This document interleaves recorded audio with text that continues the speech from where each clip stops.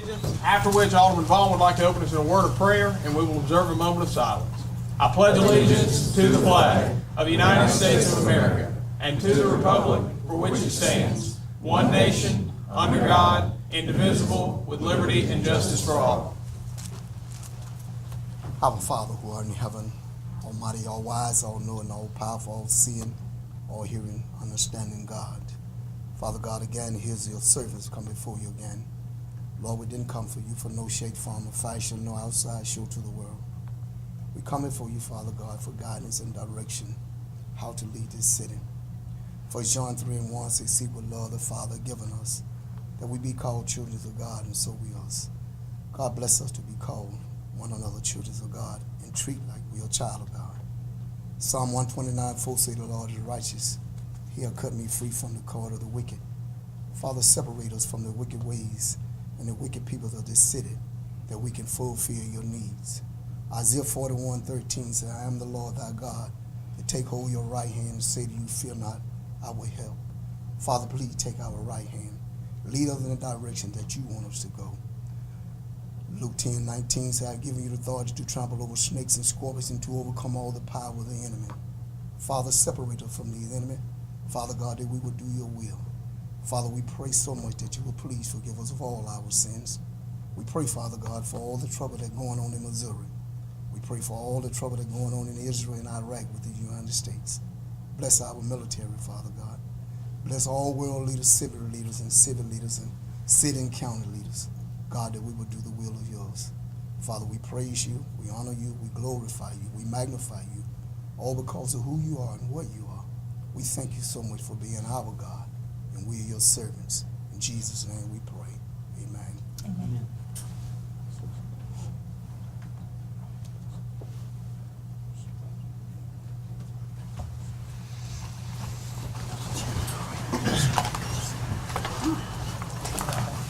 All right, you have before you a copy of the written agenda. Are there any proposed revisions to the agenda as written?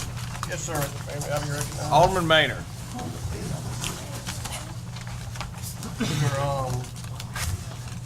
item 8, public hearings, and we're not proposing at this point any changes to the animal ordinance. I would like to move that as discussion of the Starkville ordinance, animal ordinance, and move that under board business B. But I would like to hear if any citizens are here concerning that, for them to speak during citizen comments. All right, so the proposed revision from Alderman Maynard is to move what was previously item Roman numeral 8B from being a public hearing to being board business, a discussion on the animal control ordinance. Alderman Maynard, is that your proposed revision? Yes, sir. Do you have further proposed revisions? Yes, sir. Under board business 10, item A, I would like to table that item, get some further clarification on that. This is a request for approval of the stop sign. Oh, hang on. I must have a different agenda than you do. I think the item you're looking for, Alderman, got pulled because the contract didn't make it to the agenda anyway. Never mind. I just saw see that. that was pulled from the agenda prior to the final one being issued. Do you have any further proposed revisions? No, sir. Any further proposed revisions, Alderman Vaughn? Up on public service, remove number 2 from the consent, please. All right, item 11K2 has been removed from the consent agenda. That is a request for approval to advertise for bids for proposals for water meter installation services for the city's conversion to advanced metering infrastructure. Alderman Vaughn, do you have further proposed revisions? No, so that's it. Alderman Perkins. Yes, sir, Mayor. I need to ask the CAO, let me direct your attention to the agenda that I have. I always have one at the table for some reason, but this is item K1, And Mayor, I want to remove that off the consent agenda. We'll discuss when I get there. I have some questions I want to ask the CEO on it. May I ask him now, Mayor? Mm-hmm. Mr. Adams, under item K1, there's a request approval of a change order on this Carver Drive ditch. Now, I'm not aware of any change order that should take place with that ditch, and I understand a change order is any order in the scope of the services of work for the ditches. Is your opinion that this is a change order, and if so, why? And if not, why is it on this agenda like this? I do not believe that it is a change order, Vice Mayor. I believe that this refers to work that is well outside the original scope that was specified here. This is not an item that I put on the agenda. How should it, based upon your familiarity with the house, should it be on the agenda? And if so, give me the wording that should be on it. You've had opportunity to monitor this, not me. I mean, how should it be on the agenda? There are two ways here that I think the board could consider it. I think Whichever way you recommend. I mean, I just want to get to the point, my get out of here. my preference would be this is a service that has already occurred. It is well outside the scope of that was defined in the contract, referencing 31.713. Services of this nature are exempt from bid limits in Mississippi. My preference would be that that it just flowed to the docket and was approved by the board at that point. So, but you're certain in your opinion, I'm just asking because I'm just seeing it on the agenda, are you certain in your opinion that this is not a change order? Yes, sir. The city attorney and I have had some dialogue about this, and I'm confident that it's not a change order. So you recommend that it be removed from the agenda, and as finance director, you recommend that this should flow through the claims docket because it's not a change order. Yes, sir. That is my recommendation. Mayor, I move that this matter be removed from the agenda based upon the recommendation of the CEO. Would you like to add payment of the matter to the claims docket? Yes, sir. All right, proposed revision from Alderman Perkins is to remove item 11K1 from the agenda and to add the $33,800 payment to the contractor to the claims docket. Alderman Perkins, is that your proposed revision? Yes, sir, Mr. Mayor. And do I hear any objection? Any objection? Any objection? Any objection? Seeing none, Alderman Perkins, do you have further proposed revision? No, sir. Any further proposed revisions from the members of the board? Any further proposed revisions? Are there any further proposed revisions? Seeing none, a motion to approve the agenda as revised is in order. Mr. Mayor, let me jump in real quick, I'm sorry. I need to just get something on the record before item 11, let's see, A2 gets approved. Airport item number 2. This is the contract for the construction of the loading dock at the file folder building south of the airport. And the construction period for this project is 120 days. And I raised last week the issue of the insurance on this construction project being only for 135 days. So there's a pretty tight squeeze between the construction period of 120 days before the insurance runs out at the end of this year. And so I asked Mr. Ramsey to be here today to talk about that, and he's the engineer for the project, and to give the board his thoughts on whether or not that insurance is sufficient for this project. Thank you. As the contract stands now, approved by the board, we'll issue a notice to proceed to begin on that project immediately, so dated tomorrow. Contract time will run up December 17th. The certificate of insurance would expire January the 3rd of next year. As it stands right now, I see no reason to prevent the contractor from moving forward. If a contract time extension is requested or needed, we will require that our certificate of insurance be extended as well. So at this point, as the contract stands, I feel confident via the board approval that it's stayed as is. Just wanted the board to have the value of that information before the vote. Any more questions on that? Are there any questions or comments for Mr. Ramsey for the members of the board? Thank you. Thank you. Motion to approve the agenda as revised is in order. Motion has been made by Alderman Vaughn to approve the agenda as revised. Do I hear a second? Motion has been seconded by Alderman Carver. Alderman Vaughn, you wish to speak on the merits? Any discussion? Any discussion? Any discussion? Seeing none, all those in favor, please signify by saying aye. Aye. All those opposed, please signify by saying nay. Measure clearly passes. You now have before you the consideration of the consent agenda. Is there any objection to the approval of the consent agenda as revised? Any objection to the approval of the consent agenda? Any objection? Any objection? Any objection? Seeing none, the consent agenda as revised has been approved. You have no minutes before you, so we'll move to announcements by the mayor and members of the board. I have two sets of announcements tonight. The first is a general public service announcement. The community will be observing Travis Outlaw Day this Saturday from 10 in the morning until 3 in the afternoon at McKee Park.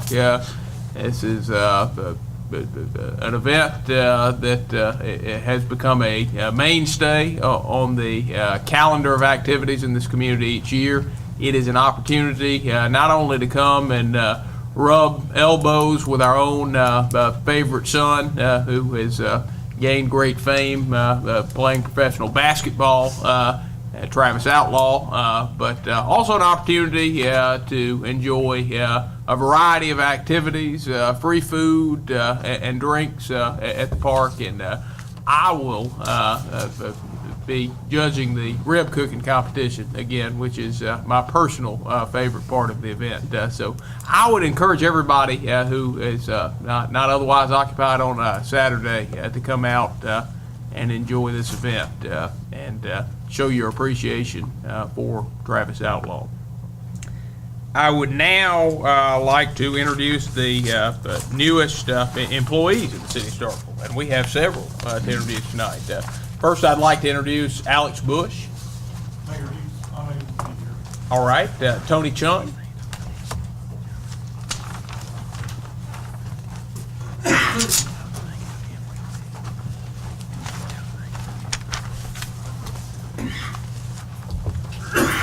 Tony Chun has joined the Public Services Department as a foreman in our new construction rehab division.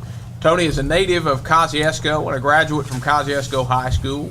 In school, Tony was a baseball player and, in fact, was all-district and all-state as a pitcher in high school before getting injured his senior year. Tony has worked for many years in the construction field prior to joining the city, and he worked previously for Ivy Mechanical as a welder and plumber. He brings several years of supervisory experience in the construction field. Tony has a girlfriend, Molly Rutherford, who is the proud father of three sons, Wesley and Will. The proud father of sons, Wesley and Will, and daughters, Alicia and Kate. He is a member of Williamsville Baptist Church in Kosciuszko. Please join me in welcoming Tony.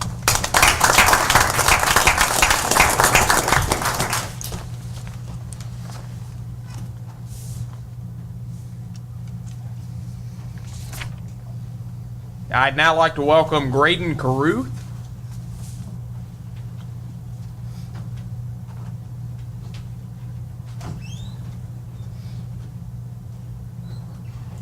Graydon has joined the wastewater division of the Public Services Department as an operator 4. He is originally from Macon, Mississippi, and a graduate of Southern Heritage Christian School.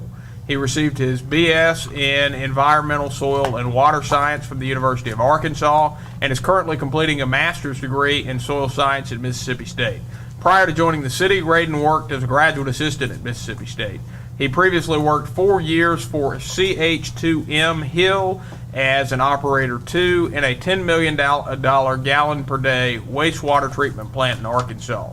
Graydon enjoys hunting and fishing. He is the son of Mark Caruth and Angie Taylor, and has a brother, Adam, and 2 sisters, Lindley and Laura. Please join me in welcoming Graydon.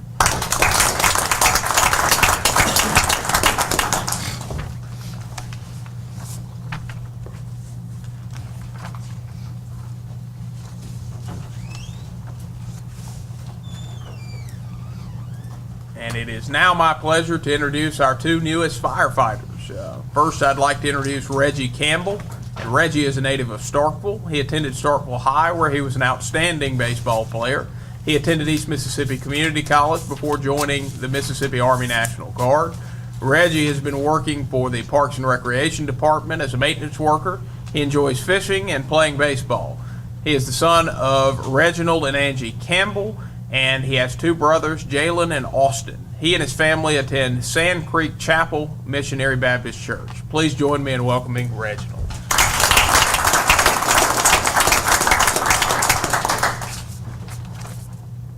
continuing in a long line of baseball players tonight, it is my pleasure to welcome Mitch Slaughter, who is originally from Kansas City, Kansas.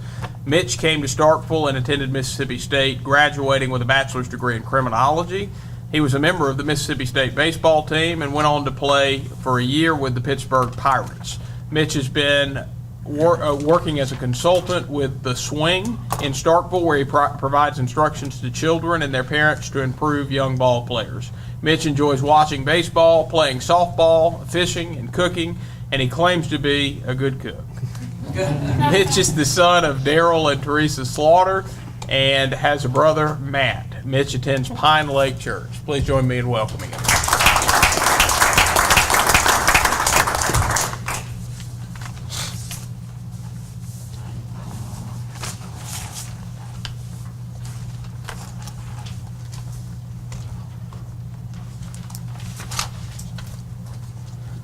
That concludes my announcements this evening. Are there any announcements and comments by the members of the board? Alderman Webb. Thank you, Mr. Mayor. I promised the mayor this evening when I went by his office that I would not be long this evening. So I just have a couple of things that I would like to go over. On Thursday, August 7th, in the Starkville Daily News, it had a headline and it said, "City funding taxi ride from bars, $23,000 in sales tax revenue will help MSU students get home safely." I wanted to explain to everyone how the 2% monies are allocated. There are a total of 5 entities here in our city that receives that money. Our city receives a total of 10%, Parks and Recreation receives a total of 40%, Mississippi State University receives a total of 20%, OCEDA receives a total of 15%, and the Convention and Visitors Bureau receives a total of 15%. Those funds are allocated from our state, so that's who set up those percentage amounts. As a governing board for our city, as well as the mayor, we cannot instruct or authorize how those 5 entities spend their funds. They utilize those funds based on the needs as they see fit. And again, as a mayor and board of aldermen, we do not authorize or instruct those institutions on how they'll spend their funding. My next one that I want to go over is, I want to congratulate Joe Marshall, the owner of Barn Crossings Auto Group, on his new car dealership. It's located in the old Templeton's building that's located on Highway 12. And I definitely want to take the time and thank Stephen Nally of the Starkville Daily News on a great article that he did, and it was on Thursday, August 14th, and it's titled "Used Car Dealership Opens in Starkville." And I want to go over with you the comment that Mr. Joe Marshall made about our city. He said, "We looked at Starkville as being under-dealered, and we thought it would be a great opportunity," Marshall said. "From what I've heard, there's up to $180 million in potential development happening in the town over the next 1 to 2 to 3 years." So we looked at Starkville Market, and it looks like it's continuing to develop. So I said all of that to say this. I got this information from our building department yesterday, and these are the new businesses that are here in our town as of July 1st through August 18th. Number 1, Two Brothers Smoked Meats is a restaurant food service in the Cotton District. Number 2, Blue Pyramid is a men's clothing store at University Crossing. 3, Rosie's Corner Plus Size Boutique is a women's clothing store on Main Street. Number 4, The Clay is an insurance company on Martin Luther King Drive. Number 5, The Shoe Bar is a men's and women's shoe store on Highway 12. Number 6, Mississippi State Technologies is an administrative building for meetings on Hogan Street.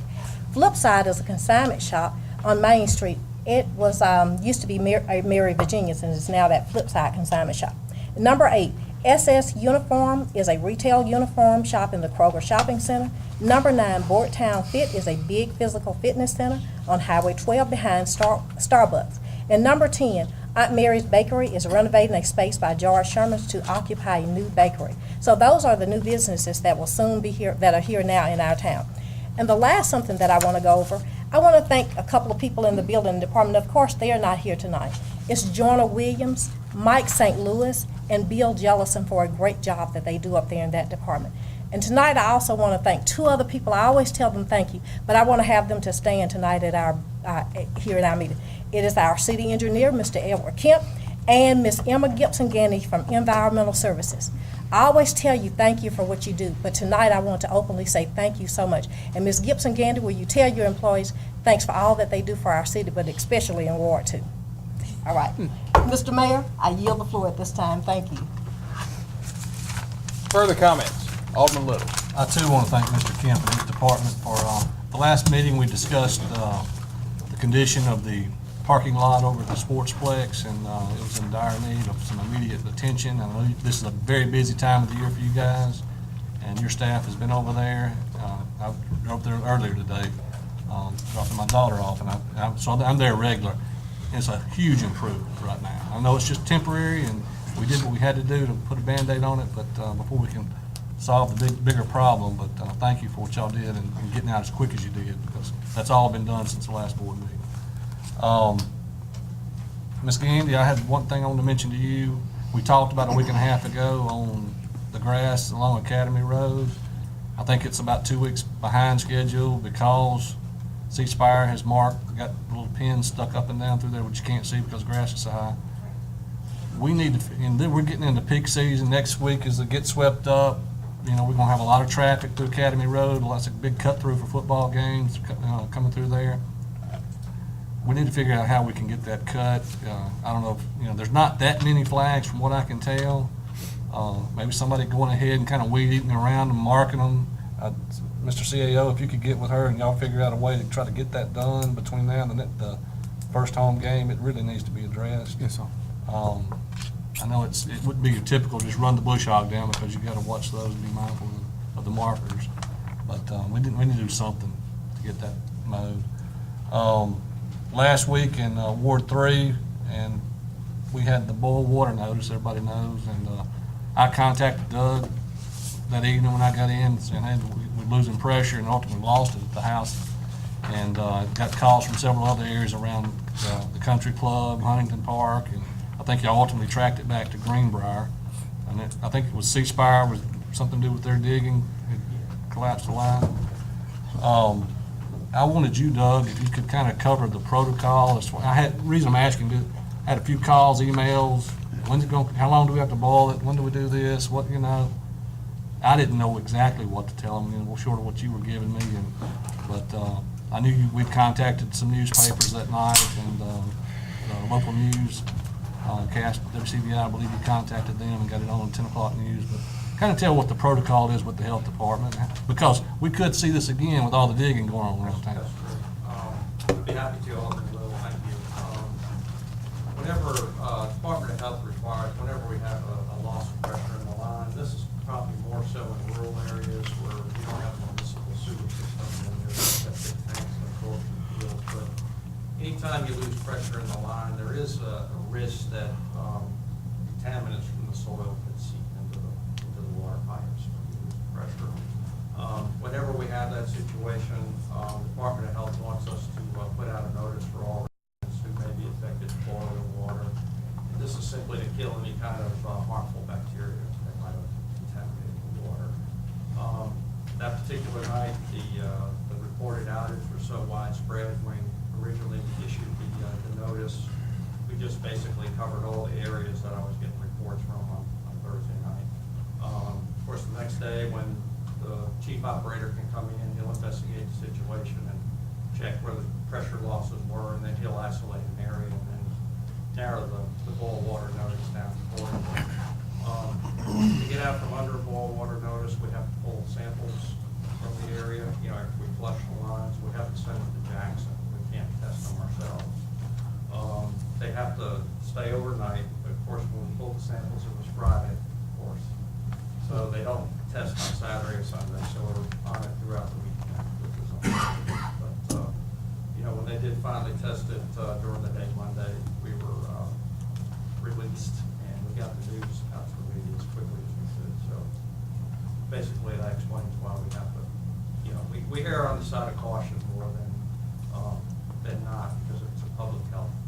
And you had some guys out that Thursday night, I believe, knocking door to door, right? Yeah, in the immediate vicinity of where they were working, because that's where contamination most likely get in, where they made the repair in that area, and then they just, you know, as a protocol, they just go around, knock on some doors and let people know that we're putting it on the media, but we just don't want them to not get the word. Thank you, appreciate it. Any further comments from the members of the board? Alderman Ball. Mr. Kelly, I guess this is a blessed day for you. Everybody got good things to say about you. I appreciate you coming to Bader Street, appreciate our tour, appreciate and thank you for taking care of things on Catherine Street with Commissioner Alderman Perkins, because I got the call, but, you know, it's all about the city of Starkville, not about Ward 7. It's all about the city of Starkville. Appreciate all your service that you render to us. Any further comments from the members of the board? Any further comments? Any further comments? Seeing none, we'll now move to citizen comments. At this time, any citizen wishing to make comments may do so by coming forward, introducing yourself, and you'll be recognized to speak for a maximum of 3 minutes.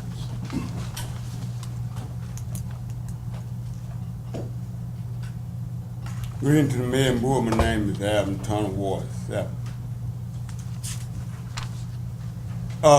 Citizens have a few scary concerns, and that is the assault on police officers a while back. And now we have people that maybe overkill or whatever, but if we could, our chief and kind of give us a overview of how far to go citizen-wise, that we won't get shot or whatever. The fire department, people setting fires and stuff in Louisiana, let us know that you can be fined for that, setting fire without a permit. Thank you, Mr. Turner. Do we have any further citizen comments? Yes, ma'am. Well, my comment is in regards to the cemetery. State your name, please. Debbie Dearman. I have a loved one that's buried over there, and even if I didn't, this is just not right.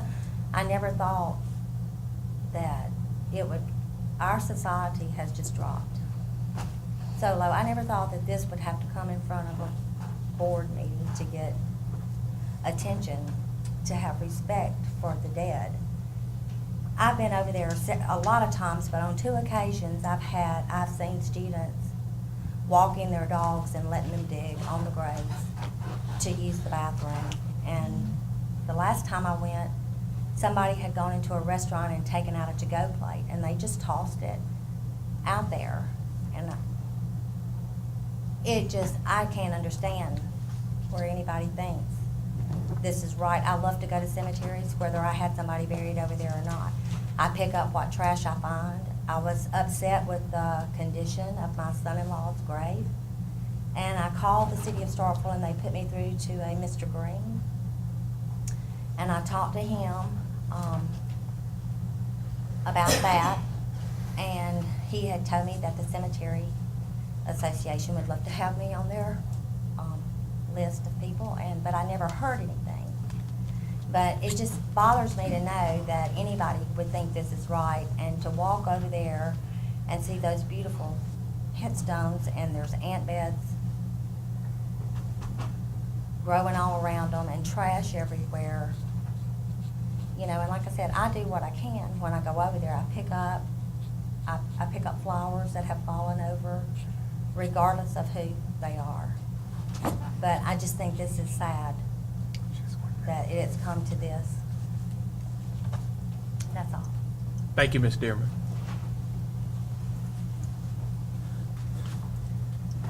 Good evening, Mayor and Board. My name is Chris Taylor, Ward 7, and I got 2 things. Number 1 is, don't forget the colored cemetery that is across on University Drive. The same thing is happening there. Only different over on the other side, they ride 4-wheelers and motorcycles. So y'all need to check it out. Mrs. Taylor, you talking about the small cemetery? The colored cemetery that's sitting on the hill. And you said people are riding 4-wheelers through the Yeah, all you gotta do is go to the very back. You'll see 4-wheel tracks and everything. And next thing is, don't forget the workers of the city. They deserve a raise. I know budget is working hard, but they deserve a raise. Everything is going up. We keep talking about business and everything coming into the city. We get more tax dollars. So I really think the citizen, I mean, not the citizen, but the employees of the city need a raise. Think about it. Thank you, Mr. Taylor. Yes, sir. Do we have any further citizen comments? My name is Ted Bacon. I'm a citizen of Collierville, Tennessee. This week I sent Mr. Adams, Mr. Mayor, and the board members, I sent all you a letter in regards to the situation that happened with my son approximately a year ago, and I'd like to have the opportunity to bring it to your attention and discuss, at least have the opportunity to start discussing the compensation for the incident. That letter's been referred to the city attorney, and you will get a response to the city when he's had time to review it. Thank you. Thank you, Mr. Bacon.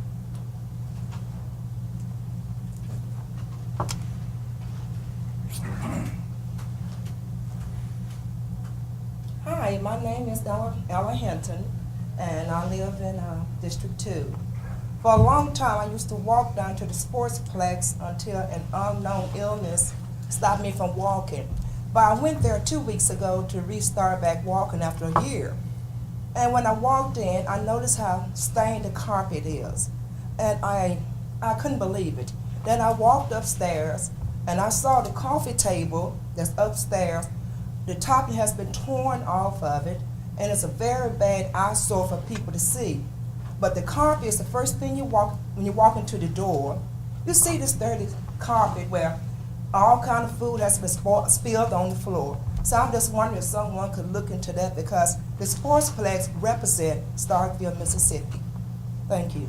Thank you, Ms. Hinton. Mayor, may we recognize? You may. Ms. Hinton, thank you for bringing that to us, and we as a board, I'm not speaking for the board, try to do everything we can, but let me just specifically tell you the law on this. The Board of Alderman has allowed for the Park Commission to be separate and autonomous, and under the laws in this state, the Park Commission has sole authority of all matters, property, and things within their jurisdiction. So we appreciate you, and I do, I'm not speaking for the board, but I think that you may also want to get on their agenda and bring that to their attention, not trying to pass the buck, just straight talk with you so you'll know what you need to do. But we appreciate you. Thank you for bringing that. But they have sole jurisdiction under the laws of this state of all properties and matters and things that pertain to the part of this city. Thank you, Mayor. So I have to contact someone. You can contact Mr. Herman Peters. Okay. He's the director, and I think that number, I could be mistaken, but you can check to be sure, but I think that number is 662-323-2294. Not that I call it regular, I just remember from being on the board for a while. Yeah. Okay, 662-323-2294. Okay, just call Mr. Peters, he's out, Ms. Dion Evans, or somebody there be there to assist you, and just ask them what's the process of getting on their agenda. Okay, Thank you. Thank you so much for the information. You're welcome, thank you. Mr. Mayor. Alderman Nguyen. Ms. Hinton, let me say this. On Thursday, they have a board meeting, is it, David, at 11 o'clock? At 11 at noon. So they have one this Thursday. Okay. Dr. Walton. Good evening. Good evening. I'm Diane Wall, and I am in Ward 4. I'd like to speak as an animal lover about the potential change in the animal control ordinance that you all have. I've taught public school for over 30 years. I think we should not punish the many for the misdeeds of the few. In a classroom, if one kid's acting up, you shouldn't punish the whole class and take away some of their privileges or rights.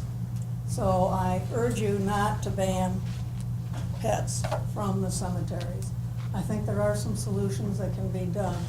One would be to contact animal control when you see something going wrong so that they can respond to it. For the barking dogs, they give a person a roster to record when this is happening so that the animal control knows when to go and has evidence of what the issue is. For people who watch the cemetery and are there often, they could be doing that, which would help. I also think that we need to provide some more bags for people who have dogs or cats that have an accident. Some, have an accident when it's not intended that would happen. We need to have some containers near these cemeteries too. And I agree with what you all have said. We need people to understand that these cemeteries need to be respected. And I'm not positive, but I might be able to volunteer created YouTube video making this point. And the college kids watch YouTube like you wouldn't believe. I know of several YouTube videos or other means of publication have really gotten a huge response. And if it's done in a respectful but humorous way, I think it'll get a lot of people's attention. So those are just some of the ideas of ways to reinforce what we have and maybe go a little bit further in trying to get some respect for the cemeteries and yet have them available for people and their pets. Thank you. Thank you, Dr. Wall. Do we have any further citizen comments? Alderman Carver. In respect to what she said, the last couple times I've run by there, the refill boxes haven't been refilled. That's probably been a couple months. Whose responsibility is it with the city to refill those sanitation bags? Alderman I'll tell you Walker. that's been my responsibility. And I'll say here's how that works. Those were the initial case of those bags, and the doggy bag dispensers were purchased from a grant a couple summers ago. And I have been studiously refilling them. I would say about a month and a half ago, they ran out. I checked this was all on me, I checked my inventory and I had no more bags. So I had to order some. And so as soon as they were ordered, they've been in. And I will say that I'll talk more about this when we do discuss this, but since those were installed 2 summers ago, it started off a little slow with people not using them, but in that time, at that one dispenser, we've dispensed over 2,000 bags. So they're definitely being used, which is encouraging. And hopefully they're not all going to the cemetery to use them, and I don't believe that they are. But people are definitely using the bags, and it has picked up significantly. But I'm responsible, and just by the way, the initial bags were purchased from a grant. Since then, the bags have been purchased from me because we do have a real issue over there, and it is something that is worthwhile to do it, so I have no problem paying out of my personal expense to try to improve the situation slightly. Alderman Carver. Okay, first of all, thank you for that. That's good information, and thank you for doing that. Second, the signage, can we get something, the cemetery, is it Cemetery Association or what, that, how would the process go? I think signs are a good idea. One small sign on each corner, can stop a lot of this. So what would be the process for that? Well, we have a sign maker, so we can make signs. Now, we only make a certain type of sign, so we're a little limited there. We do, or the partnership special orders, some of the specialty signs that you see in the downtown area. So we do have a vendor that can make a sign that looks a little better than a standard street sign as well. Most of the time, we see there's hard fixes and easy fixes, and I see this as a pretty easy fix. So whatever we've got to do, if I could make a motion or something, we'll just do it next meeting, but I guess we're going forward with that and just try to solve this now. And Alderman Maynard does have the matter on the agenda for discussion. Okay, we may do it then. Are there any further citizen comments? Any further citizen comments? Any further citizen comments? Seeing none, we'll move to public appearances, and we have 2 public appearances scheduled tonight. The first is a public appearance by Jesse Collier to discuss whether his residency is within the city limits. Mr. Collier, you may come forward, and you will have 10 minutes to make your presentation, and I would ask that you remain for any questions or comments the board may have when you have concluded your presentation. Okay. My name is Mr. Collier Wilson, and I came here tonight to ask, where's my residence? I've been through so much in the last few years about where's my address, where's my house located. And I pay the city taxes, but I'm not getting city service. I got garbage at my house since Starkville, since I don't know how long, and I'm not getting nobody to come pick it up or nothing. At the same time, I talked to Mr. Perkins, after Mr. Perkins, when he corrected this problem, he told y'all back in 08, this problem started in 08, I'm gonna call it old business. And I came to you, and I asked you, Mr. Wilder, I asked you would you let me look in the public records. And you told me, did you talk to Lynn Spruill, which was the Senate administrator at the particular time? So I went and talked to Lynn. She told me to go talk to Elba Kemp. Elba Kemp Cemetery being Griffin. So when they all boiled down to it, I did not get the paper that I was looking for. But somebody came from another state and told somebody in this office him that they were doing a documentary on the 1990 annexation. And boom, get the paper. I got it in the front. I got it here right here now tonight. And the first road annexed into the city back in 1998 when they did the annexation was Collier Road. And it's here in black and white. But I'm not getting no service. We have so much confusion out there. like I say, yesterday, I don't get no service from the city. But this morning, when I was coming to town, Starkville Board of Alderman, which all my road. So, I'm asking this board before I leave here to let me know where am I. Because all the documentation that I have is indicating I'm in the city. And my understanding is the Community Development Director has done some research since this public appearance was scheduled. Mr. Sanders, do you have any information that you would like to bring to light? Sure. Staff did research by city databases and also maps. And as far as city staff can tell, is the house where this gentleman lives is outside of the city limits. Two possible options that the gentleman and the board may want to consider is if you feel strongly that you are inside the city limits of Starkville, have a registered professional surveyor whose survey that is stamped. Or if it's proven that you are outside the city limits of Starkville, you can request a voluntary annexation into the city. Well, after that, the U.S. Justice Department, I've been dealing with them in Washington, D.C. Somebody came out there from the U.S. Justice Department from Birmingham, and they surveyed their road, and when I got through, everything they indicate, they say your house on the south side of the road, your home is in the city. I've been traveling for over here. I've been to the U.S. Justice Department, I've been to the data section, to the Civil Rights Division, and I've been contacting people, and they came here to help me to get this resolved. And I got documentation right here. I dialed 911 for my address. Started police coming to my house. I got pictures right here with the city of Starkville. Look all the road. I got 120 of these. And I don't think none of these here is fake.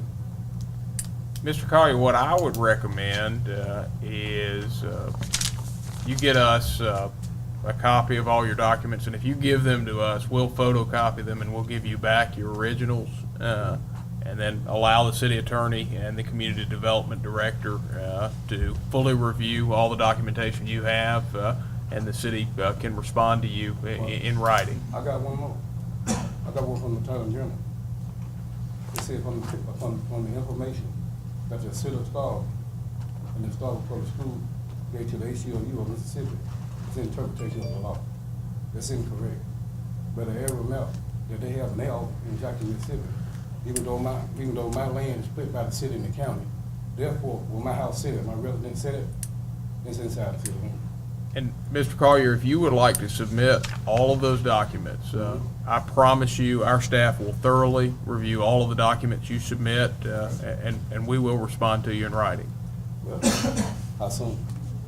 Yeah, as long as it takes them to review the documents. I'll get all the documentation to you in the morning. Yep. Please bring it by in the morning. We'll make a copy of your documents, and you can keep the original. Okay. I got enough for everybody. We'll come by in the morning, and we'll get these guys working on it. Mayor, may I be recognized? You may. Mr. Collier, make sure when you bring the documents in the morning, bring in all the documents. You know, you've been talking to me about this at length. Right. I understand.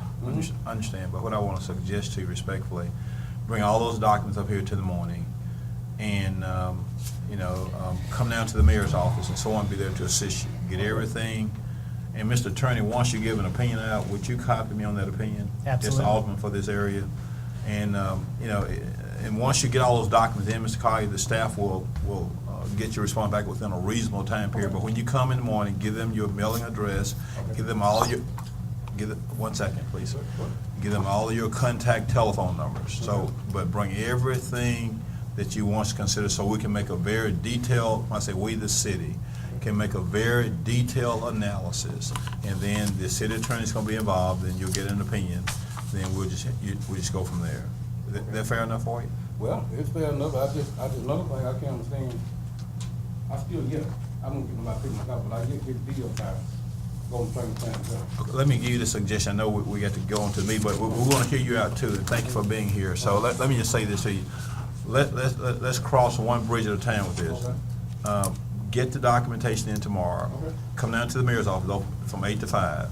Get all your documents. The mayor just told you that they'll make a copy of it. And then, and of course, you don't commit it to help you. Sir? I guess it's, Okay. All right, anything else you want to say that I'm not doing? I'm good. I do what I bring them documentation to y'all, but I would like to get that answer before the week's out. The answer won't come before the week's out. It won't? No. Mayor, but that's what you need to do, and, I mean, Mayor, I'm a year behind that. Okay. Thank you, Mr. Collier. All right, our next public appearance is by Mr. Delvin McLean. Is Mr. McLean or a representative here? Mr. McLean. All right, Mr. McLean is not here, so we'll move to public hearings. We have one public hearing now tonight, and that is a public hearing on potential changes to the utilities ordinance as recommended by Doug Devlin. Mr. Devlin, would you like to come forward and introduce the proposed changes?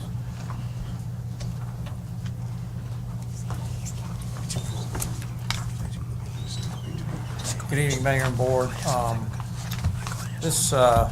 We had to revise this ordinance because we had to incorporate some of the requirements in the EPA of read, order, and consent on a prohibited discharge. Had to tighten it up a little bit, and that relates to fats, oils, and greases discharges. So, of course, when you go through an ordinance, and you see there's a lot of problems with it, and you have to go through public hearings and advertising, it's always a good idea, I think, to clean everything up that might need to be cleaned up. On the front of your packet cover sheet lists about 7 major areas that we're covering, trying to accomplish with this ordinance change. First of all, we're trying to reduce the size of it. There's a lot of redundant items in there that repeated in several different places. Some of these matters are more matters of policy than legislative matters, and we try to remove some of those.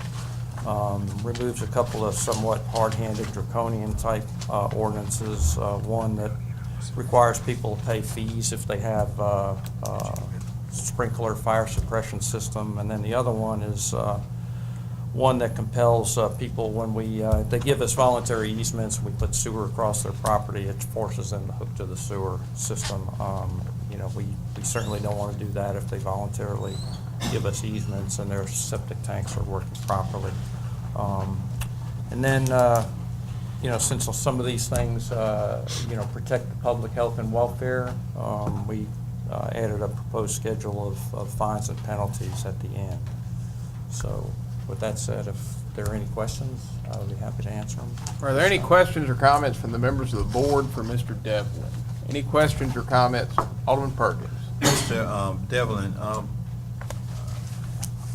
brief me on what your, so I can be clear on item number 4 under your summary of proposed changes. Item number 4, Mr. Perkins, right now the ordinance states that if someone doesn't have a sewer connection available at their property, it says that if we do make it available, bring it to their property, they have 90 days to connect to the sewer system.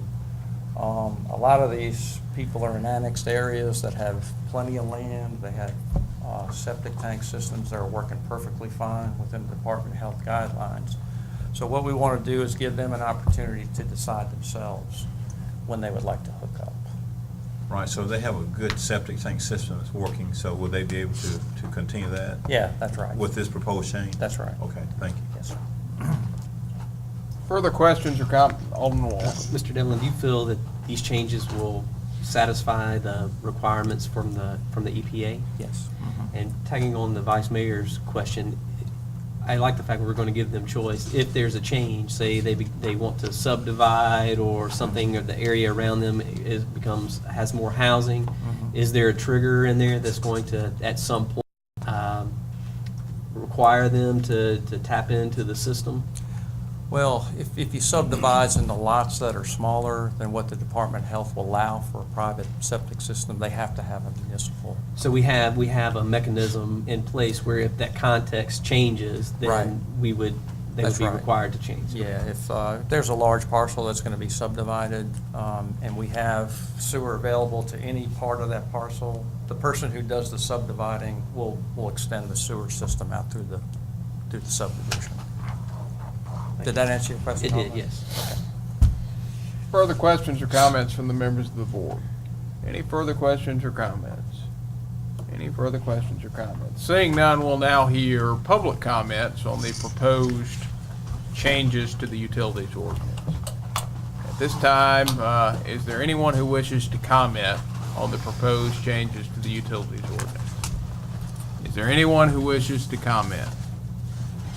Is there anyone who wishes to comment? Seeing no one, we'll hear any concluding comments that board members may have prior to closing the public hearing. Are there any concluding comments? Any concluding comments? Any concluding comments? Seeing none, that will conclude the first public hearing on recommended changes to the utilities ordinance. The next matter you have before you is a discussion of the animal control ordinance. Alderman Maynard. Thank you, Mayor. Using my mind, that's all Phyllis sitting out there. As we discuss this, I want to go back quickly and talk a little bit about the history of it, basically because Ms. Ruth Morgan took the time to send this to me.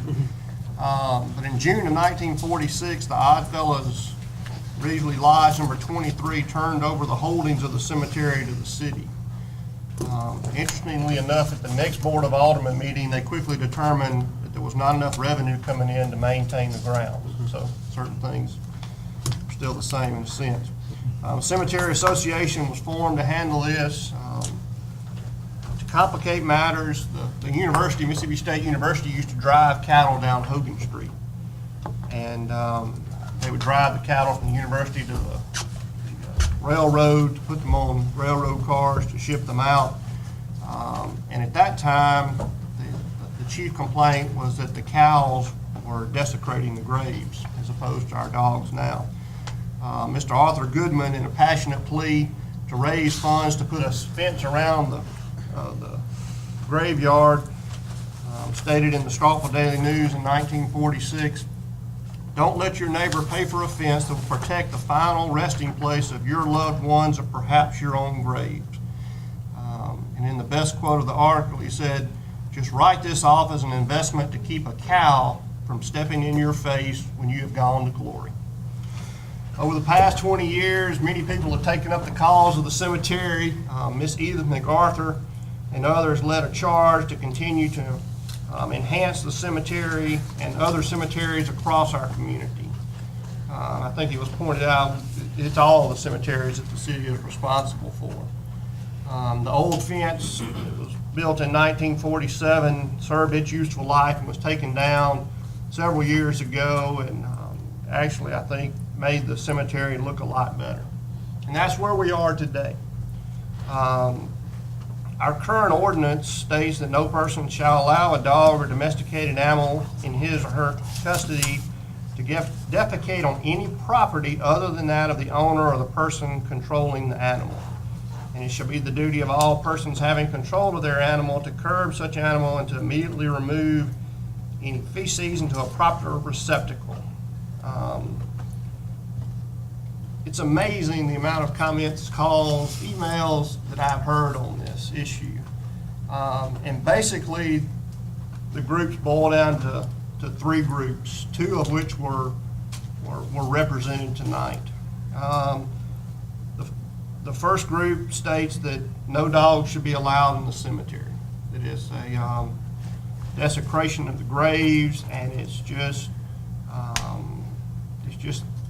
not the thing that should be done. And those individuals that believe that feel like no dog should be allowed in there to roam, not roam, because of those issues. The second group really feels that the idea here is to be a responsible pet owner. People should be able to walk their dogs. The cemetery is a public space, and as long as they do what they are supposed to and clean up after their animals, then there should not be an issue, and this should be allowed. The third group falls into the line of that the cemetery is a public space and should be open for all individuals to move in and move through. I received a really good email from a citizen that stated, we have a golden opportunity here to do a couple of things. One is to, as Alderman Walker referred to earlier, to educate the public on the responsibilities of pet ownership, whether it's in the cemetery or outside the cemetery. As you are walking your dog and taking care of your animal, what is your responsibility? And really working to educate the students and others that live in that area on what is acceptable behavior, cleaning up after yourself, not littering in a public place. So I think we have an opportunity there as well.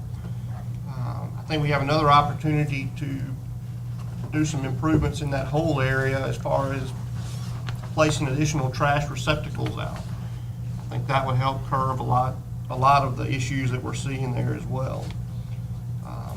But as I've talked to members of the cemetery board, they are not in total agreement individually on what should be done. So Mayor, I think my recommendation at this point, before we take action, would be to have the cemetery board as a whole discuss this issue at their September meeting, which will be their, they have not met at all during the summer. September will be their first meeting. I would like to see the cemetery board discuss this issue and come back to this board with a recommendation on what they would like to see. I did speak with Ms. Charlotte Coker, who is the president of the cemetery board. And Mr. Carver, she indicated that they would be willing, the cemetery board would be willing to pay for signage if this board chose to implement additional signage in that area. So at this point, I think that's my recommendation, is to go back to the cemetery board, let them make a recommendation to this board as to what they would like to see take place there. Further discussion. Alderman Walker. I realize that this is a sensitive issue, and I understand that there are going to be people, like Alderman Maynard said, that are going to have different positions on this. I think it is utterly important that everyone respect all cemeteries in town. And I will tell you that both the Oddfellows Cemetery in downtown, and I refer to it as the Colored Cemetery across the street, are two of my favorite places in this community. I think one of the things that cuts across every culture is where we choose to have the final resting place of our loved ones. And that site, both of those sites, weren't chosen by accident. It is on the cross ridge of the main ridge of why Starkville is located right here. It's a very special place. I think, as Alderman Maynard just said, it's amazing how quickly the context of these spaces have changed in a very short 50 or 60 years. When both of those cemeteries were established, and even in the 1940s when MSU was still running cattle through there, those cemeteries were very much at the edge of town. They aren't anymore. They're in the middle of a thriving and continuing to grow environment, and we're going to see more and more development around that that's going to put a lot of pressure on the spaces, along with what Alderman Maynard said. We have a high percentage of young people that live in this area. And they're not all students, and it's certainly not all students that walk their dogs through there, but I would say a majority of probably first-time pet owners that need a little bit of encouragement on how to do that well when you you're no longer have a 1 acre lot and just a single dog. You have to be a little bit more responsible. And we need to help them there. Currently, there's very little signage at either of those cemeteries. Along with that, there are no trash receptacles at any of those cemeteries. And it goes beyond pets. I think if we had ground rules a little bit that said what you can and can't do in the cemetery to help people be respectful, I think the vast majority of people would, in fact, do that. Along with that, I was just in Charlotte, North Carolina, not too long ago, And they have a cemetery that's very similar to our Oddfellows Cemetery here. It's called Founder Cemetery. I found it to be a very moving experience. Just like that cemetery and Oddfellows here it really is a who's who's list of the founders of this community. If you want to know, if you look around and you see the names of streets, they're all probably buried in that cemetery.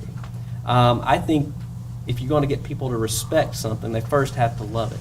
And to make them love it, you have to expose them to it. I try to do that with my students. I walk them through there and let them see some of the best views in Starkville from the top of that ridge on that cemetery. It's fantastic. And there are people in that cemetery throughout the day and night. And for the most part, I think people are respectful. But I think ground rules, clearly established ground rules with good signage and good trash receptacles would go a long way. Would go a long way in helping us curb this issue. Again, the pressure that they're going to receive over the coming years is going to only increase. I like to use the comment that everybody wants to talk about Oxford and how the square in Oxford, and I like to tell them that Oxford has a square, but we have a rectangle. And I think that's what the Oddfellows Cemetery is, and when you include the colored cemetery across the street, that's probably the best urban forest that we have in this community, and absolutely it should be respected. And I appreciate the work of Martha Collins that she's done to get recognition for that cemetery, and I think there's some work that we can do in all those public spaces along University Drive to make that increase. Russell Street is rapidly developing with new development that we all on this board want to happen because it's going to increase the tax base in our city. We're going to have sidewalks and bike lanes on Russell Street. They are much needed. At the same time, it's an opportunity to educate and inform, to think about how that cemetery is going to, the context is going to continue to change over the next 20 or so years. We have to be prepared for that. I applaud this board, the previous board, and the Cemetery Association for the work that they've done over the last few years in removing those fences. The work that they've done out there has been fantastic. Does there need to be education and more things happen? Absolutely. Coming back to Charlotte, one of the cool things that I thought from the cultural history standpoint, while I was there, there was a Segway tour, kind of like a walking tour, but they were doing Segways through there, and they were giving tours about all the prominent people that were buried there from Charlotte. I'm not suggesting we do Segway tours through Oddfellows Cemetery, but I think promoting that cultural history, that is absolutely something that we should be very proud of and should promote as a tourist opportunity, and educating students is something that I think is an opportunity that's sitting there for us. So I'm for having this discussion. I agree with Alderman Maynard. I think pushing this back to the cemetery board and letting them weigh in is a reasonable thing to do. I think signage and trash receptacles would go a long way. Further discussion? Any further discussion? Any further? Alderman Carver. While we're on the subject, are you the board liaison to the cemetery board? Alderman Maynard, are you involved with this from that aspect? Well, whoever knows that, I don't really know everybody on that group, on that board, if you would just mention the people riding ATVs, and that needs to be addressed while we're doing this, give them something else to work on, but if you don't mind just passing that on. Right. Chief, are you aware of that behind that cemetery? Because I know at one point I had heard that somebody was back below the hill there with a grader cutting out paths. Are you aware of any of that? Chief, you could take this one. Alderman, there was an issue there. And thank you, Chief. There was an issue there with the student at the end of last semester.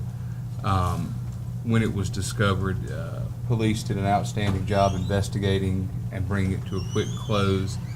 We dealt with the young man's family and had a local dirt contractor go, and it's about $1,000 worth of damage, and we made the repairs that were necessary. But But Mr. Taylor's correct. The damage that was done there was done over a series of weeks and was substantial enough that a professional contractor was required to correct the situation. Important point, they paid restitution. Absolutely, yeah, thank you for that. Thank you for that, Chris. They did. We did pursue the young man. I just want to clear that up. Further discussion? Any further discussion? Any further discussion? Any further discussion? Seeing none. The next matter on the agenda is a matter that I am particularly excited about because it has been in the works for nearly 4 years. Terry Kemp and Doug Devlin are going to come forward and they're going to make their presentation for the automatic metering program that they are prepared to move forward with. And this is an exciting program because it deals with a point at which every citizen and every business in the city of Starkville interacts with the city. And it is going to change the customer service experience that they have with us. I believe it's going to, no pun intended, move that customer service experience light years forward. I'm not going to steal Terry's thunder. He's going to share with you a little bit about the capabilities that will be offered under an automatic metering system that we don't currently have today. But I'm not exaggerating when I tell you that I do believe this is something to be very excited about. Thank you, Mayor, and Board. We're glad to be here tonight. And as the Mayor said earlier, I too share with the excitement of all the work that's been led up to tonight. What we are asking for is authorization to go enter into a full managed service agreement with Elster Solutions LLC in the city of Starkville to provide AMI infrastructure for our system. Before I get into a few slides, and in front of you, each of you should have a copy of all the slides that will be shown tonight. There's also a copy or a piece of paper from Elster. And I'd like to recognize John Carter is in the room with us tonight too. He is with Elster, just so that you'll be aware of. John is in the back, and we've worked real close with him over the last several months. With that, let me just kind of jump into the discussion. When we talk about AMI, you hear a lot of things, but I guess I'd define it as an integrated system of meters, communication networks, and data management system that allows two-way communications between the utilities and the customer. That is very, very important. As we said earlier, one of the drivers as we go forward is for customers to have choices and for them to be engaged in that process. So data needs to be available where they can access it and in a way that benefits them. I thought I'd give you a little timeline to kind of go back to, as the Mayor said earlier, this is not something that we just picked up yesterday. And I'll tell you too, the system that we're looking at right now was not one that was off the shelf.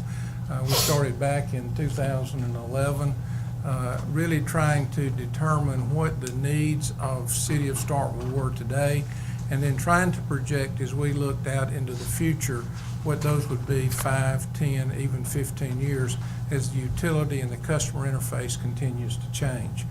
Some of the things that we felt very strongly about through the discussion, and Doug will add to that, because one of the things that we started out with an idea was electric and water needed to be together. So this system actually does both water and electric side. There was a lot of discussions on rate change. Those are coming. So we need the flexibility that would actually allow those type of opportunities to be presented to the customer.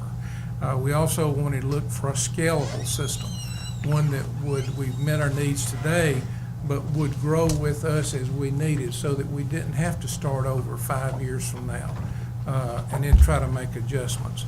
So we wanted something that was scalable, robust, proven technology, and then customer friendly, something the customer could access and get data that they felt comfortable with and they could trust. So if you looked at that timeline from 11 up through about 13, in June of 2013, we asked the board and received authority to move forward with issuing an RFP for an AMI system. We issued that in September. There was considerable interest. We got quite a few proposals. The end of that period of time was January 2014. We started vetting all of those, looking at them, evaluating all those proposals by criteria associated with qualifications, cost, and then technical proposals. So each one, here again, we took them individually, graded them against standards, and then evaluated that. Through that process, Elster came out as definitely the leading contender in that process. Then we began a very detailed, and I want to thank the attorney for helping us through that, from May of 14 up until today, negotiating and working closely to define the agreement that you have in front of you tonight for authorization. So that's kind of that timeline of how we've got to where we are today. And I'll stress too, again, when we entered into this, we were not looking for a system to fit our needs. We were looking for our needs and then going out and defining a system to do that. So that was the way we went through. Quickly, the next thing, just to give you a high-level picture of how this system works, it is a 900 megawatts radio system. It's going to be what we consider a mesh network. If you look in this corner right there, that pretty much depicts water. Water will actually transmit into the electric side, the electric meters, who will be rolled up into what we call gatekeepers. We're actually looking to one like this, and then from that point all the way back to what we call the head-end server, which is Elster's case. There's a couple of ways that you can do that transfer, and that goes into to cellular, which is the way we're proposing to do that now. We'll do a backhaul on cellular to begin with. But if you'll also know, there is flexibility in the future and opportunity to use our fiber and other systems in that place. Yes, sir. My only question I had in this, for this matter, I might as well ask it now. Okay. There's a local utility company that lost some customer data, this was in the last week or so on the local news, it's a city up north. If this is getting transferred by Ethernet or what, are these, when that's going back to Esther, is that pretty secure data, or is that sending customer information, social security numbers, anything like that, or is that just that house and how much it is? It's a very secure system. Right. Elster actually operates two different, what we call MDM. That's where the data will be stored, and it's at high level of security. That was one of the considerations we need to make sure that occurred. Okay. But security is definitely something we've got to maintain, and that will be in this case. I will talk a little bit about security. Just the other question will come up, well, what if we have a power outage or something like that? And I'll just mention it, but in each one of these modules, there is a memory that's sitting there ready to transmit that up. So even if you had a momentary interruption, you don't lose that data. It's just a matter of maybe a delay of transmission, okay? But I just stress the fact that right now we propose to do this, and the service that we're buying, when we talk about fully hosted, goes back to the security aspect, managing the data. We will own the meters, the infrastructure, but the service on collecting the data up through the gatekeeper into the main server would be working with Elster. And that's where our customers will actually have access through their secure port. This is just a quick snapshot here again. These are representative of how we would see this working. This is Starkville, and I don't know if you can see it, but we've got three different gatekeepers. And here again, our staff has worked real hard. I think there's a unique opportunity here that we're actually putting some of what we consider these collectors at capacitor banks, reclosers, which is opportunity to scale up, take advantage of some of the infrastructure to even make our system reliable, so from an operational standpoint. But that's where that point is located. We're looking at electric meters a little over 13,000, water meters about 11,000. I will say initially on this first deployment, we will be using, and Doug can talk about this, on the outside of the service area, there are a few water systems that we do not serve electricity in those areas. The plan is to use a drive-by in those locations. Very same system, same data we'll be collecting, but clearly it's a more efficient, cost-effective front-end way of doing that. It can always be upgraded at a later date, right, Doug? But these are just dots, and every location that we have would be there. I mentioned it kind of gets back down to the meters themselves.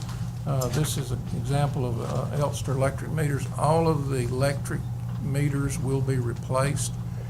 These actually have the capabilities of actually collecting the data, transmitting the information up. We'll be measuring at 5-minute intervals, and that's very important when we go to time of use rates for other programs that customers take advantage of, and it's more granular data on that point. But here again, that's just a quick example. Also, these have the capabilities of connecting remotely or disconnecting remotely, which is a big feature when we talk about servicing our customers when we get into a little bit later. Yes, sir? Will Elsa install these meters, or will you all install them? Right now, the plan is on the electric side, we plan to do all of the installations with our existing staff. Mr. Kent? Yes, sir. You just said connecting and disconnecting remotely. That means that maybe we're at College Town, so how much, you're talking about saving tons and tons of hours. All these rental houses that That's process somebody every That's 6 months or a year? That's right. I'll give you an example, and that's, to me, is real benefits about service, because people, really, we have a huge turnover. We looked at numbers, the last of July, the 1st of August, I think we had about a third of our customer base move to a different location, transfer, or something. So you'll do all this from the office now? So I think it allows us to be more flexible, meet customers' expectations a lot more efficiently, and so it's really going to be an operational efficiency. And that saves all the truck runs from place to place too. So that, in addition to just the customer value on it, you see a lot of operational savings as well.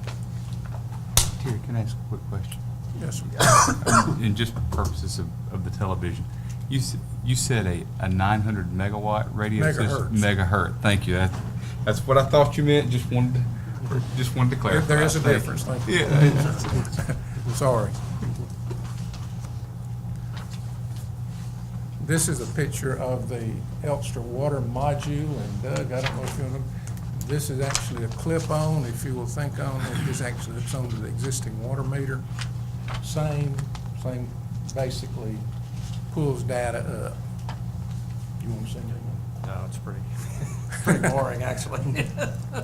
Not as exciting as this stuff. I want one thing about the difference. Oh, excuse me, sir. Will that be hooked to every water meter? Yes, sir. Who will install that? Will we install that, or Elsa will install that? We're gonna have to get a contractor to put water meters in. Our people not qualified to do that? Why would we have to get it outside? We don't Why have we have to time. outsource it? We don't have time. That's right. We don't have time. We don't. Takes a lot longer to change a water meter out, Mr. Vaughn, than it does to change an electric meter out. During the winter Electric months, meter. during the winter months when we're not busy, we still won't have time? We're busy in the winter months. It seems like everything we want to do now, we want to outsource it. Can we hire people to do this that were equivalent to that, what your outsourcing going to be? Do you know the cost of the outsourcing? You don't know that yet? The value of the outsourcing? We do. Can we hire 2 or 3 people to equate to that? I would rather not, Mr. Vaughn.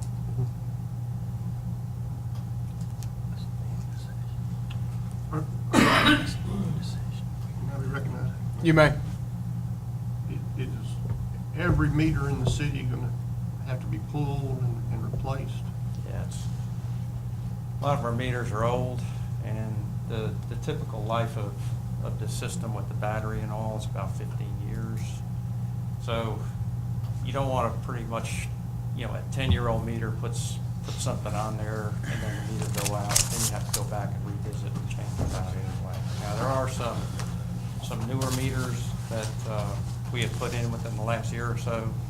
The only thing we'll have to change is the register and then plug the module in. So that'll be, the installation will be less expensive there, but I'd say probably 80% of our meters need to be completely changed out.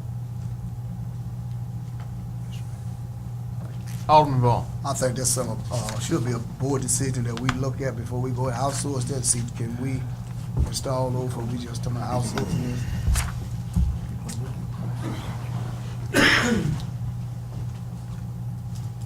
Proceed. The only thing I was gonna say too, we talked earlier, and just to catch it, on the electrical side, we're collecting at 15-minute intervals. The data here will be rolled up once a day. Here again, it's because of the volume and things that, from the operation. The other thing that I talked about earlier was the customer side, which I think is very, very important. Here's again the customer portal. Once that is stored up into the main server, the customer will have access and be able to pull this up. And if you look on this side of the map, that's kind of what we would call the dashboard. And you can view the bill. There's a various options, bill projections, bill comparisons. All of that is information based under their actual account. So here again, it allows the customer to kind of get more engaged, more aware of what's going on, and it ultimately, when we get into different rating programs, make better decisions. Question. Yes, sir. Do the customer have to go through Elsys when they need something like this, or do they still come through Still Starkville? come to us. It will be Starkville, I mean, that's the portal right there. You know, Elster is our partner Right. to keeping the data, and right now it pays, it's more beneficial for security and the technical storing that data. They will capture that data, clean it, and then transfer it over to SEDC. That's the other requirement. But no, the customer will be talking with us. Here's just another snapshot of what the portal could look like, and that talks about bill comparisons to this one versus last. I think one thing that I'm looking forward to, that the staff had really worked hard on, you see at the bottom, average temperature, which is more data than right now we're able to prepare, because temperature does have a lot to deal with usage. And so now they get a comparison, not only when they use it, but the temperature when it was going on. Another component that we're working with Elster on is what we call a health map. This is really gives us a quick view of what the system looks like. We can look at power outages, we can look at voltage conditions, we can look at transformer loads through the system, and then we can look at network loss. So in reality, you see here, this here again is an example. It's got electric, water. They also have the capabilities of doing gas through this whole system. But you would click on electric, and then it would populate the screen and give you all of those that are active and any of them that are off. So if you had an outage, that would indicate and give you a heads up of when that occurred. If people were off and asking for a new service, then you would have a proof or validation that actually did occur. Jerry, where's Elster based? Elster, their office is in Raleigh. Now, they've got two big MDMs, and I think one is throughout the country through the MDMs. Is that right, John? That's right. The corporate offices here in the U.S. are in Raleigh. Raleigh. International base? We are. We're actually based, Elster is home office is in Germany. So all the temperatures are Celsius. Thought that might be the case. And here's, we talk about outage management. It gives the capabilities of the customer to actually go on and enter that in if they've got an outage. And then these reports come up and allow us to deal with them individually as we go forward. Mr. Mayor, may I recognize? You may. Mr. Adams, can you tell me why this wasn't in our package, something this substantive? I have to look at this when I get here after a hard day's work. I cannot, Vice Mayor. Okay, these things need to start hitting the packet before we get here. Yes, sir. Thank you, Mayor. Further discuss, or excuse me, proceed, Mr. Kemp. Quickly, customer benefits, we talked earlier, service response, increased customer engagement, faster service restoration, that's a notification. Flexible billing cycles, we have a lot of customers that currently are being driven by when the routes are. This creates opportunities to be flexible. Profiles, and then clear the adaptability for new rate structures as we go forward. From a system operation, we've talked earlier about from basically operational, a lot of efficiencies that are there and opportunities to save time, money that can be used for customer interface. Real-time system monitoring, and then flexibility to offer new programs and services when we get to the end. We looked at the impacts on finance. It's proven that this will show a reduction in energy and water losses, improved meter accuracy. It will reduce overall meter reading costs. Currently, we are contracting all our meter reading out, so that would eliminate that component, but some of the other pieces are still inherent in the overview. Terry, before you go to the next one, when you're talking about losses there, Doug, if I had a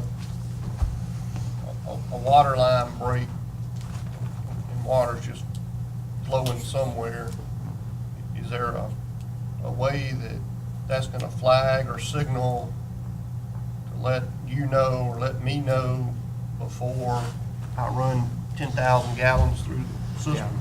Yeah, we talked about that with John this afternoon, and you can set parameters. You know, if within a 24-hour period, if all of a sudden your usage went up multiple times from your daily average, we can get a report the following morning and call. You know, just give you a call, leave a message, and something looks unusual, and you may want to check your pipes or your appliances in your house to make sure they're not leaking. I don't suppose, Terry, there's a way to figure out when my child turns the thermostat down to 60. That would flag me, I There are guess. alarms that you can put in if it exceeds what you think your budget should be. Yeah. That'd be nice. You know, once you got the data, you can start doing that, yes. One thing back to Alderman Vaughn, you said earlier about the interface, and it goes back to, local. I mean, that's who the interface would be. And I mentioned the web portal where you would go to. I should have also mentioned, people are more moving to handhelds, so the data on your phone, you can actually pull up this same data. So not to confuse it, we see a lot more people are using it that way too. Pending approval tonight, deployment schedule, we said right now we're looking at about a 24-month period.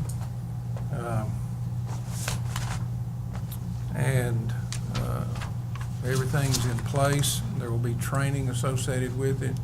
A lot of support from Elster with the project management located here on the initial stages. And then we have a projected deployment plan targeting those key areas where we've got a lot of usage right now. And we feel like that we can have a full deployed system with all the meters in place. And that will put us sometime in 2016, about 24 months.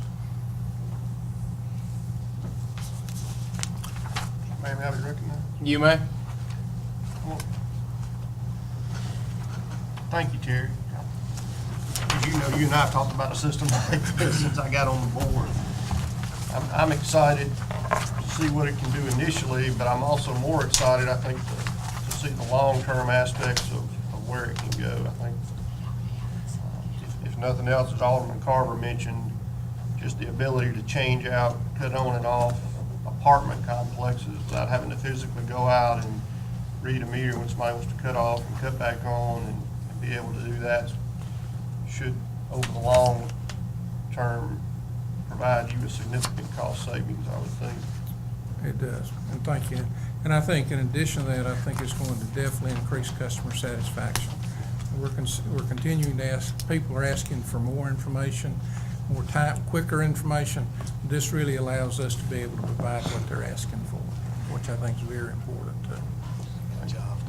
And I feel real good. I'll say this about Elster, you know, we didn't go in picking one, but they are a strong company. You look at that in place there. They've been very responsive in putting together the proposal. And so I feel good about the partnership if we can go forward with that as well. I think of the simple things. Alderman Vaughn. How many jobs is going to eliminate? From the electric department, current staff, I don't see it changing any. The contract meter readers that we currently have right now, that function would be pretty much eliminated by, say, that contract. The others, I think they'll have actually be doing, whereas right now, let's say a technician is going and pulling a meter and putting it back in. They now will be controlling it from a different location, and then because of the amount of data, they will need to be answering customer questions. So I don't see a reduction in staff in this. I do think we'll be able to provide better service. So in a way, it could give staff an opportunity to grow in skill sets and maybe do different things than what we've done in the past. What about on the water side, Mr. Petty?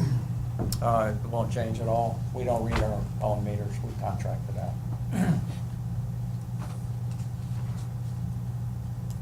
Further questions, comments, discussion? Alderman Walker. I'm certainly supportive. I think this would greatly improve customer satisfaction, and for all the things that have been mentioned. The question and concern that I have is May of 2015 training on the AMI system. How is that going to be Elster coming in and providing the training for you and the staff, or is that how is that going to work? And undoubtedly, when we employ a new system, a new technology, there's likely to be some troubleshooting that has to take place to work out some of the kinks. How do we see that happening in the interim? And let me say first, when I put May right there on the training, that was kind of a placehold, because once we move forward, then we'll really sit down with project management team with Elster to come out with what we consider a real hard implementation strategy. They will be coming in and going over a lot of how do we make sure that we collect all the data. A lot of that's going to be in our, I guess you'd say, our IT technical group. And then accessing the customer portal, because when people are going to ask, how do you pull this data? So here again, it's more or less how would we use being able to explain to customers on how that works.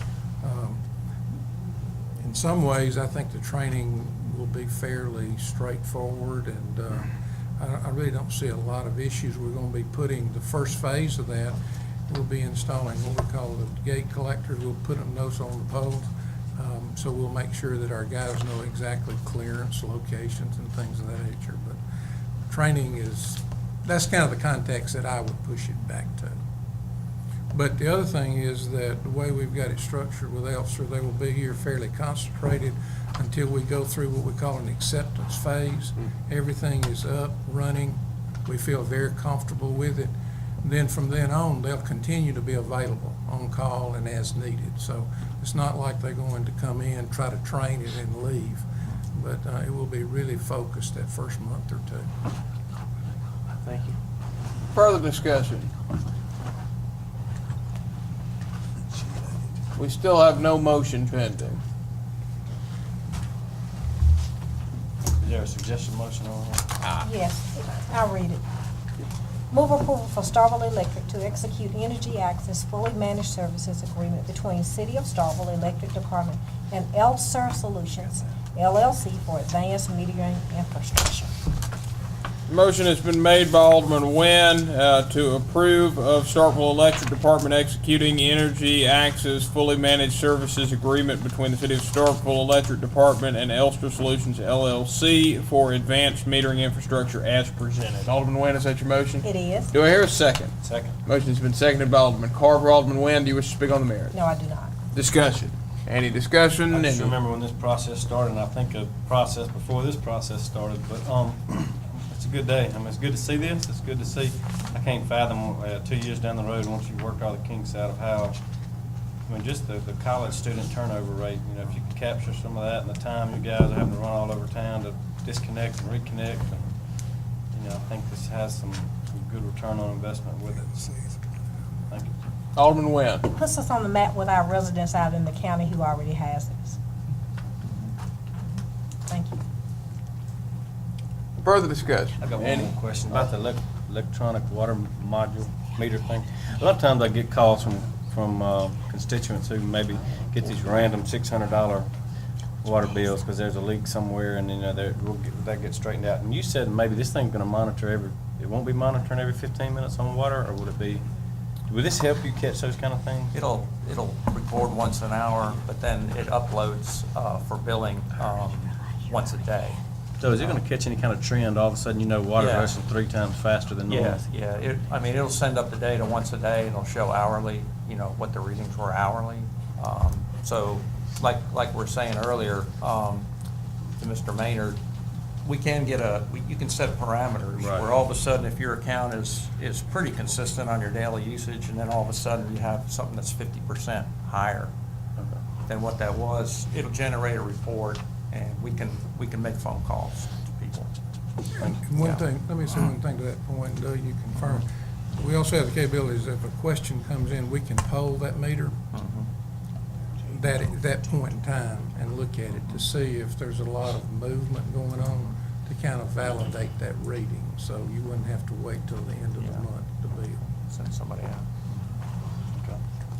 Further discussion? Any further discussion? Any further discussion? Any further discussion? Seeing none, all those in favor of Alderman Nguyen's motion, please signify by raising your hand. It's unanimous. Thank you, gentlemen. Thank y'all. The next matter on the agenda is the request for approval of the City of Starkville claims docket for all departments as of August 14th, 2014 for fiscal year ending September 30th, 2014. Remember that docket is as presented with the item added when you modify the agenda at the beginning of the meeting. So it will be amended to include the payment on the Carver Drive project. Motion has been made by Alderman Little to approve of the City of Starkville claims docket for all departments as of August 14th, 2014 for fiscal year ending September 30th, 2014 as presented and amended. Alderman Little, is that your motion? Do I hear a second? Second. Motion has been seconded by Alderman Nguyen. Alderman Little, do you wish to speak on the merits? Any discussion? Any discussion? Any discussion? Seeing none, all those in favor, please signify by raising your hand. All those opposed, please signify by raising your hand. By a vote of 5 in favor with 1 against, this measure passes. The next matter on the agenda is a request, the next matter on the agenda is a request for contingent approval to advertise for bids or proposals for water meter installation. Discussion. So moved. Motion has been made by Alderman Walker to approve to advertise for bids for proposals for water meter installation services for the city's conversion to advanced metering infrastructure as presented. Alderman Walker, is that your motion? Yes. Do we hear a second? Second. Motion has been seconded by Alderman Little. Alderman Walker, do you wish to speak on the merits? Any discussion? Alderman Paul. Thanks so much. My question, Mr. Doug. You say we can't get nobody to, our employees to do this instead of outsourcing this? Well, Mr. Vaughn, that's a very good question. The tendency is to think if we hire our own people and get them to do something, it's going to save money. I'll tell you how we could do it, and it would actually save money. If you could incentivize this installation services. We were talking to a contractor last week, and one of their crews can change out about 200 meters in a week. If you could hire a crew and say, you put in 200 meters, we pay you 40 hours. If they put in 100 meters and they work 40 hours, you get paid for 20. Then you'll save money. But study after study after study has shown that when people don't have incentives, they don't work as fast. And it's just a natural fact of life. If you could set it up like that, then I'm all for it. But When people clock in, they know they're going to make their pay no matter what happens. It's just a whole different scenario. I'm just telling you, my opinion based on what I've observed in studies I've read over the years. What style of management that people can't do what you ask them to do? What style of management that you take your time? Can we set goals for them to, you do this many? Can we set goals for them instead of letting them direct their own goals? Well, can we find out how much time it costs to install one? Can we do it like that instead of outsourcing? We spend a lot of money outsourcing in all departments, electric department, engineer department, water department, all departments. We spend a lot of money outsourcing. Yeah, you can set goals, but people still have to have incentives with goals. you know, if you meet the goal and you put in 100 more, we'll pay you a bonus. That's when incentivize people, you know. It's, of course, you know, whatever the board wants me to do, I'll be happy to, you know, I work at the will and pleasure of the board, and we'll be happy to do the other way if that's what we want to do. Further discussion?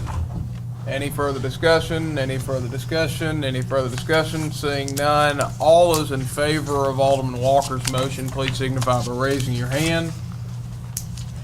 All those opposed, by a vote of 5 in favor with 2 against, this measure passes.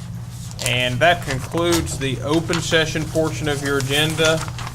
You have matters scheduled for your potential discussion in executive session. A motion to go into closed session to determine whether there is a need for an executive session is in order.